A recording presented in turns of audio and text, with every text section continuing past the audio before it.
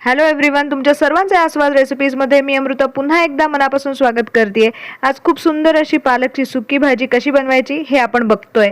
त्यासाठी एक पालकची गड्डी घेतलेली आहे, स्वच्छ निवडून घेतलेली आहे आणि धुवून घेतलेली आहे। आता फोडणी करण्यासाठी आपण त्यामध्ये एका कढईमध्ये 2 चमचे तेल घालून घेऊया। त्याच्यानंतर जिरे, मोहरी, हळद, हिंग या बेसिक गोष्टी टाकून झाल्यानंतर आपण त्यामध्ये लसूण आणि मिरचीची फोडणी करून घेणार आहोत।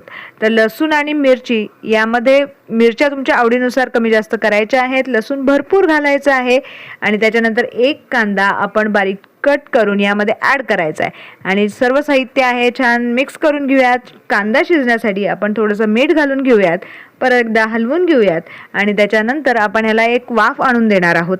वाफ आल्यानंतर आपण जी पालक निवडून घेतलेली होती आणि धुवूनही घेतलेली होती ती इथे मी बारीक कट करून घेतलेली आहे, ती यामध्ये ॲड करायची आणि खूप सोपी पद्धत आहे। झटपट होणारी ही पालकची भाजी तुम्ही डब्यासाठी सुद्धा देऊ शकता। अतिशय पौष्टिक असतो पालक, आयर्न रिच असा पालक वेगवेगळ्या पद्धतीने बनवला जातो, आठवड्यातून एकदा तरी खायलाच हवा।